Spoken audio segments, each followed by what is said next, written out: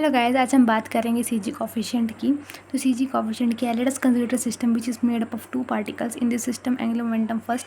देखो, CG coefficient को पढ़ने से पहले आपको जरा सा नॉलेज होनी चाहिए एंगुलर मोमेंटम क्या होता है। ठीक है, एंगुलर मोमेंटम बताती हूँ थोड़ा सा मैं आपको।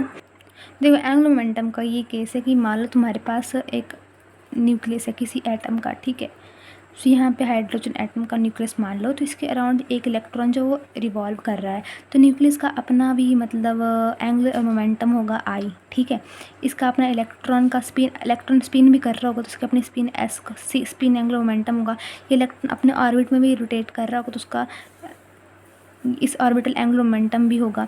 तो हम टोटल एंगुलर मोमेंटम क्या होगा? टोटल एंगुलर मोमेंटम होता है आई प्लस एल प्लस एस। लेकिन हम आई को कंसीडर नहीं करते हैं क्योंकि आई का जो न्यूक्लियस जो तो फिक्स होता है, उसका कोई मोशन नहीं होता है, तो ये ज़ीरो होता है। लेकिन बल्कि इलेक्ट्रॉन की स्पिन और एल ऑर्बिटल जो होते हैं वो मतलब मोशन में होते हैं। तो इसलिए हम हमेशा के लिए मान के चलते हैं कि जो जे होता है वो होता है एल प्लस एस। ये इसका पीछे का रीज़न है। ये तो हुआ एक पार्टिकल के लिए। जब मान लो तुम H2 एटम ले लेते हो तो उस मान लो तुम्हारे पास दो न्यूक्लियस हैं। ठीक है, H2 एटम के लिए तो इस न्यूक्लियस का अपना I1 होगा एंगुलर मोमेंटम, इस न्यूक्लियस का अपना एंगुलर मोमेंटम I2 होगा, इसका इलेक्ट्रॉन जो होगा उसका S2 स्पिन होगा, इसका L2 इसका अपना ऑर्बिटल एंगुलर मोमेंटम होगा, सिमिलरली इसका S1 एंड L1 होगा। तो इसमें हमारे पास J1 आएगा, इसका अपना टोटल एंगुलर मोमेंटम 1 के लिए J1 ही नहीं आएगा, तो वो होगा I1 S1 या L1 इस तरह से आएगा। ठीक है, तो हम इसको तो कंसीडर करेंगे नहीं।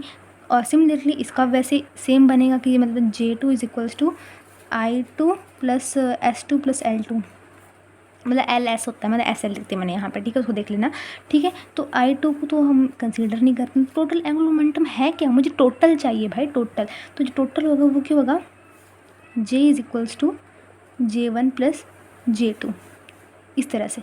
ठीक है, और मैं क्या बताना चाहती हूँ आपको कि जैसे मान लो आपके पास सीजी कोएफिशिएंट पढ़ रहे हो तो एंगुलर मोमेंटम के बारे में थोड़ा सा नॉलेज होना चाहिए। तो मैं आपको ज़रा आगे जाके बताऊँगी, अभी नहीं बताऊँगी। ठीक है, तो अब देखना इतनी चीज़ होगी। तो मैंने यहाँ पे क्या लिखा है, कहाँ गया, यहाँ पे हमने यहाँ पे लिखी कंसीडर कर लेते हैं एक सिस्टम जो कि बना है दो पार्टिकल यानी जो J1 प्लस J2 वाला। ठीक है, in this system angular momentum first particle is J1 और सेकंड पार्टिकल जो J2 उसका टोटल एंगुलर मोमेंटम जो ये होगा उसके बारे में मैंने आपको बताया क्या साइंटिफिक रीज़न है और उसकी डायग्राम वगैरह बना देना अच्छे से। ठीक है, वन पार्टिकल का एग्जाम्पल भी दे देना अगर देना हो तो। ठीक है, तो क्वांटम मैकेनिक्स में जो J1 होता है उसको मेजर करते हैं with the help of J1 मतलब ऑपरेटर से। J1 को हम J1 के स्क्वायर से मेज़र करते हैं, यानी कि नोटबुक में बताती हूँ इन्होंने क्या लिखा है यहाँ पे। जो बेसिकली जो हमारे पास जो J is equals to J1 plus J2 है ना, हम बोलते हैं क्वांटम मैकेनिक्स के अंदर जो J होता है ना, J को हम मेज़र करते हैं J स्क्वायर से, J को हम मेज़र करते हैं JZ से, J को हम मेज़र करते हैं J पॉजिटिव से, J को हम मेज़र करते हैं J नेगेटिव से। सिमिलरली ये भी इनसे ऐसे। ठीक है, तो सारा थ्योरी में लिख देना कि हम J1 को किन किन से मेज़र करते हैं, इन से मेज़र करते हैं। ठीक है, तो हमने ये चीज़ लिखी है सारी। ठीक है, लेकिन यहाँ पे हमारे पास ये होते हैं, यहाँ पे इनकी कैप लग जाती, कैप। ठीक है, उसके बाद इन्होंने बताया कि लैडर ऑपरेटर किसको बोलते हैं? जो J पॉजिटिव और J नेगेटिव लिखा है ना मैंने, उसको हम पता क्या बोलते हैं? ये J पॉजिटिव होता है, बेसिकली J पॉजिटिव को बोला जाता है लैडर ऑपरेटर और J नेगेटिव को क्या बोला जाता है? Ladder operator. ठीक है, अगर तुमने एंगुलर मोमेंटम की वीडियो के बारे में थोड़ा सा नॉलेज होगा ना, तो मतलब एंगुलर मोमेंटम के बारे में, तो तुमको पता चल जाएगा मैं क्या बोलना चाह रही हूँ। तो J पॉजिटिव होता है ना, उसको क्या लिखते हैं? J नेगेटिव को क्या लिखते हैं? फिलहाल सीजी कोएफिशिएंट में उनकी जरूरत नहीं है, लेकिन जहाँ डीप में पढ़ा है मैंने यहाँ पर, तो मैंने तो लिखा हुआ है यहाँ पे ये कि हम क्या बोलते हैं? J1 पॉजिटिव को क्या बोलते हैं? J1x plus iota J1y। इसको याद कैसे रखना है? x प्लस आई कर दो ना, यहाँ पे J1 लगा दो J1 के लिए, J2 के लिए J नेगेटिव के लिए इस तरह से, J2 के लिए x minus of iota y negative के लिए, और पॉजिटिव के लिए x plus iota y। J2 का हो रहा था J2 और J2 लगा दो, इस तरह से इनको लिख सकते हैं। ठीक है, फ्री चीज़ के ये मेरे पास एक कॉम्बिटेशन रिलेशन होता है। इसको अगर सीजी कोएफिशिएंट अगर मान लो 8 नंबर का आ जाता है आपके पेपर में, तो आपको सारा लिखना पड़ेगा। ठीक है, बेसिकली मेरे अकॉर्डिंग तो ये, तो मैं तो इन चीज़ों को तो वृत्ति भर भी नहीं लिखूँगी क्योंकि मेरे पास और बहुत ज़्यादा मटेरियल को लिखने के लिए। तो मैं सीधा आगे नेक्स्ट स्टेप पे जाती हूँ, इतनी इसकी खास ज़रूरत नहीं है बेसिकली। ठीक है, अब देखते हैं आगे क्या करना है। अब जैसे मैंने आपको ये खोल के बताया था कि इनको हम कैसे कैसे लिख सकते हैं। ठीक है, तो हम क्या करेंगे, हम ये बॉक्स वाली टर्म्स को लेंगे। सबसे पहले तो इन टर्म्स को लेंगे। सो मैं इन टर्म्स को कैसे लिख दूँगी, इनको लिखूँगी मैं जे का स्क्वायर, J2 का स्क्वायर, J1 का Z और J2 का Z। ये बॉक्स वाली टर्म मैंने ले ली। उसके बाद मैं टर्म लूँगी ये वाली। ये इस तरह से मेरे एक और बॉक्स याद कर लेना कि बॉक्स तुम किस तरह से बना रहे हो, ठीक है। एक ये वाला हिस्सा ले रहे, इसकी वैल्यू क्या है, जे का स्क्वायर, JZ, ये J1 है, ठीक है, J1 का स्क्वायर एंड J2 का स्क्वायर। ये दो वैल्यूज़ बहुत इंपॉर्टेंट है, इन वैल्यूज़ को मैं आगे लिख देती हूँ अगले पेज पे। जो टर्म थी बॉक्स वाली ये वाली वो मैंने लिख दी, ये स्क्वायर है, ठीक है, स्क्वायर है ये, ठीक है। तो मैंने टर्म इस तरह से लिख दी। अब मैं इनको खोल खोल के लिखूँगी कि J1। अब हम देखो CG कोएफिशिएंट के लिए तुमने सारे सॉल्व करनी है कि J1 का स्क्वायर, J2 को स्क्वायर, J1 का Z, J2 को Z को हम क्या बोलते हैं, इसको क्या बोलते हैं। तो पहले हम इसको देख लेते हैं, इसको हम क्या बोलते हैं। और हम एक बात और याद रखना, चलो मैं सॉल्व करना समझा देती हूँ तुम लोगों को। जैसे मेरे पास लिखा है J1 का स्क्वायर लिखा है, ठीक है। तो यहाँ पर पहले तुमको कैट की ब्रैकेट लगानी पड़ती है, इज इक्वल्स टू स्क्वायर की वैल्यू क्या होती है हमेशा, जो स्क्वायर टर्म आ जाए ना तो 1 लगाना, तो हमको J1 लगाना पड़ेगा, J1 into J1 plus 1 H cut का स्क्वायर।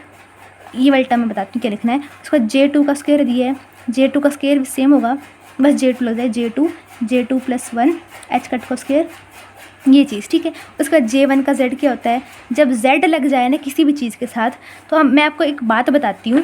जो अब J और Z है, J और Z बनता है M से, किससे बनता है, M से, और यहाँ पे लिखा है 1, तो वो 1 आएगा, M1 और साथ में लगता है H कट, ठीक है। और ये चीज़ बताती हूँ क्या करूँगी यहाँ पर से, ठीक है। और आगे क्या है, J2 का Z, ये चीज़ बता दूँगी मैं क्या है। और J और Z से बनता है M, यहाँ पे 2 लिखा है 2, और यहाँ पे आ जाएगा H कट। अब यहाँ पे कौन सी टर्म भरी जाएंगे, देखो तुम्हारे पास ये क्या है, J1 J2। तो J1 को हम कैसे लिख सकते हैं, J1 को इसको J1 लिखते हैं, इसको J2 लिखते हैं। और मैंने आपको बताया है कि JZ किससे बनता है, M से बनता है, और 1 लिखा है तो 1। Z किससे बनता है, M से बनता है, J2 लिखा है तो यहाँ पे 2, यानी कि ये वाली वैल्यूज़ भर जाएंगी यहाँ पे, J1 J2 M1 M2। यहाँ पे वही सेम होंगी, यहाँ पे J1 J2 M1 M2। तो देखो ये सारी वो चीज़ें हैं, J1 J2 M1 M2, J1 J2 M1 M2, पूरा टेबल ही वो मैंने आपको समझाया वो चीज़, ठीक है। आगे अब हम क्या करेंगे, ये जो वैल्यूज़ थी ना, ये वैल्यूज़ मैंने किसके लिए सॉल्व करी, इस बॉक्स के लिए। अब हम बढ़ते हैं इसकी और, ठीक है। तो मैंने ये चीज़ लिखी, इनको मैं इस तरह से लिख देती हूँ, क्या लिखती हूँ मैं यहाँ पे, J1 का स्क्वायर, यहाँ पे भी J1 J2 से शुरू करती हूँ, यहाँ पे भी J1 J2 से शुरू करती हूँ, ठीक है। J1 का स्क्वायर, J2 का स्क्वायर, J का स्क्वायर एंड JZ, ठीक है। अब यहाँ पे तुम सोच रहे हो कि मैं यहाँ पे फिर से वो J1 J2 M1 M2 लिखूँगी, बिल्कुल भी नहीं। देखो तुम J स्क्वायर को तो लिखोगे J, ठीक है, इसको तुम लिखोगे J1, इसको तुम लिखोगे J2, लेकिन यहाँ पे तो JZ है। JZ को क्या लिखते हैं, मैंने आपको बताया आपकी M किससे बनता है, M बनता है J और Z से, तो यहाँ पे सिर्फ M होगा। तो यहाँ पे कैट के अंदर क्या लिखोगे, तुम लिखोगे J1 J2 J and M, ठीक है। यहाँ पे भी J1 J2 JM। तो आपको मैंने सॉल्व करना बता दिया कि J1 का स्क्वायर होगा, तो हम कैसे लिख सकते हो, J1 का स्क्वायर को हम लिखेंगे J1 into J1 plus 1 H cut का स्क्वायर, और कैट के अंदर यही चीज़ एज इट इज़। J2 के स्क्वायर को मैंने क्या बताया कैसे लिखते हैं। अब J का स्क्वायर है, J का स्क्वायर कैसे लिखोगे, यहाँ पे M1 और 2 तो है ही नहीं, तो यहाँ पे लिखोगे J इंटू J प्लस 1 और एच कट का स्क्वायर, और कैट के अंदर सेम ये वाली चीज़ JZ को कैसे लिखते हो, JZ किससे बनता है हमारे पास, M से बनता है, तो M H कट, M और H कट, यहाँ पे 1 2 तो है तो सीधा ऐसे रहेगा। और ये वाली चीज़ें यहाँ पे कैट में एज इट इज़। तो बताती हूँ अगले पेज में कहाँ लिखी हैं, वो ये चीज़ें लिखी हुई हैं मैंने, देखो इस तरह से, ठीक है। तो CG कोएफिशिएंट के लिए आपने ये चीज़ें लिखनी है, ठीक है। अब मैंने क्या करना है कि ये जो मेरे पास स्क्वायर वाली टर्म मैंने इनको हम एक इक्वेशन मान लेते हैं, और इसके स्क्वायर वाली टर्म को मैं एक दूसरी इक्वेशन मान लेती हूँ, ठीक है। तो जैसे मैंने यहाँ पे किया कि ये वाली इक्वेशन को मैं 1 मान लेती हूँ ना, और J1 J2 JM वाले को यहाँ को मैं 2 मान लेती हूँ। इनको हम इकट्ठा अगले पेज पे लिख देते हैं कि हाँ भाई हमने इन इक्वेशन को जोड़ा, तो J1 J2 J1 M1 M2 वाला और J और M वाले इनको इकट्ठा 1 और 2 को मैंने इस तरह से लिख दिया, ठीक है। अब CG कोएफिशिएंट में क्या याद रखना तुम लोगों को, प्रोजेक्शन ऑपरेटर, ठीक है। और मेन चीज़ याद रखनी है तुम लोगों को, कभी तुम CG कोएफिशिएंट करते हो तो हमेशा तुम्हारा J1 J2 J और M हमेशा इस तरफ आता है, is directly proportional to J1 J2 M1 M2, इस तरह से होता है। जब प्रोपोर्शनैलिटी का कांस्टेंट हटाती हूँ तो इज इक्वल्स टू सी बन जाता है। सी J1 J2 JM, यहाँ पे J1 J2 M1 M2 इस तरह से। अब तुमको फाइंड करनी है सी की वैल्यू, तो सी की वैल्यू को भी तुम याद रखना, समीशन ऑफ M1 M2 करते हैं हम यहाँ पे, ठीक है। सी की वैल्यू कैसे लिख सकते हैं, हम लिखेंगे J1 और J2 लिख देंगे ना।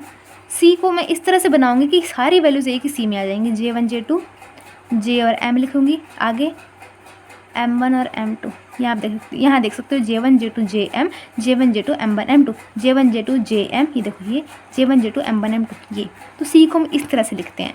अगर सीजी कोएफिशिएंट को तुम लोगों ने और भी ज़्यादा एक्सप्लेन करना है तो तुमने क्या करना है, आगे जाके देख लो, नोट कर लो अपने कॉपी में। तो अब हम ये करना है, इसके बाद हमें लिखना है कि हम पता है कि जो मेरे पास जो जी प्रोजेक्शन ऑपरेटर होता है, प्रोजेक्शन ऑपरेटर हम किससे लिख सकते हैं, इस तरह से लिखते हैं ना, प्रोजेक्शन ऑपरेटर को इज इक्वल्स टू 1 होता है। तो यहाँ पे मैं कौन सी वैल्यूज़ फिल करूँगी, देखो सबसे पहले तो मैं जो मेरे पास J1 J2 M1 M2 वाली वैल्यू है ना, उनको लिख देती हूँ। यहाँ पे J1 J2 M1 M2 की वैल्यू इज इक्वल्स टू 1 होती है, ठीक है।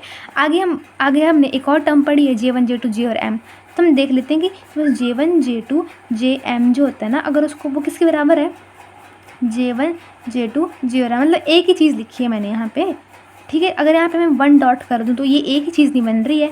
अब तुमने 1 की वैल्यू क्या निकाली है, ये निकाली हुई, इसके बीच में भर दो तुम कि हाँ भाई मेरे पास 1 की वैल्यू क्या बन रही है, ये बन रही है, ठीक है। तो प्रोजेक्शन ऑपरेटर में समीशन लगता है M1 M2 करके, तो समीशन साथ में घुसाना है यहाँ पे, ठीक है। तो मैंने क्या लिखी ये चीज़ की J1 J2 JM is equals to summation of ये वाली चीज़ 1 की वैल्यू क्या है, ये 1 की जगह मैंने ये पुट कर दी, ये वाली चीज़ मैं लिखती हूँ यहाँ पे J1 J2 J and M, इस तरह से बन गया, ठीक है। अब मुझे क्या करना है, इन दोनों का मैं इनर प्रोडक्ट ले लेती हूँ। इनर प्रोडक्ट का मतलब होता है कि मैं इस चीज़ को ऐसे लिख दूँगी J1 J2 M1 M2, J1 J2 M1 M2 इस तरह से, ठीक है। और यहाँ पे चीज़ as it is J1 J2 J और M, यहाँ पे समीशन तो लगा है M1 और M2 तो लगा हुआ है हमारे पास, यहाँ पे J1 J2 J और M इस तरह से, ठीक है। अब तुमने पढ़ी हुई चीज़ें कि साई और साई सेम चीज़ होती है, वो 1 होती हैं, ठीक है। और डिफरेंट होती है, वो 0 होती है। तो सेम बन रही, क्या बन रही है हमारे पास, 1 बन रहा है, 1, ठीक है। तो अब इसकी जगह J1 J2 J M is equals to, तो अब देखो ये चीज़ क्या करूँगी, इस चीज़ का मतलब होता है 1, ठीक है। तो देखो हमने यहाँ पे ऊपर पढ़ा हुआ था कि यहाँ पे मतलब डायरेक्ट यहाँ पे कुछ भी नहीं था, तो मैंने सी लिखा था, यानी कि 1 की वैल्यू सी थी। तो जो सी की वैल्यू है क्या, सी एक्चुअल में क्या है हमारे पास, ये वैल्यू है सी की। तो सी की वैल्यू तुम इस पूरे की जगह लिख दोगे कि सी की वैल्यू क्या आ जाएगी तुम्हारे पास, summation of M1 M2 M1 M2 और सी की वैल्यू की ये वाली वैल्यू पूरी लिख दूँगी यहाँ पे, C is equal to J1 J2 JM M1 and M2 और बाकी चीज़ एज इट इज़। देखो मैं बोल रही ये वाली चीज़ एज इट इज़, लेकिन नहीं, हम सी की वैल्यू ना यहाँ पे यही इसी चीज़ में ना हम ना ये वाली वैल्यू पुट कर दे रहे हैं, ठीक है। तो ये सारी चीज़ें ने इतना सारा प्रोसेस करा किस लिए किया, पेपर को भरने के लिए किया बेसिकली, ठीक है। तो इस वैल्यू को तुम इसके बीच में डाल दोगे, तो यहाँ पे क्या लिख रहे हैं, यहाँ पे J1 J2 M1 M2, तो ये तुम्हारे पास क्या बना, सीजी कोएफिशिएंट का डेरिवेशन पूरा, मतलब जो भी होता है आगे बताऊँगी मैं और क्या होता है, ठीक है। मतलब इतना आपका पेट है, ठीक है। ये चीज़ इतनी लिख के आनी है अपने पेपर में। Thank you so much for your corporation, क्योंकि 13 मिनट की वीडियो थी तो थोड़ी सहन शक्ति रखनी होती है सुनने वाले की। Thank you.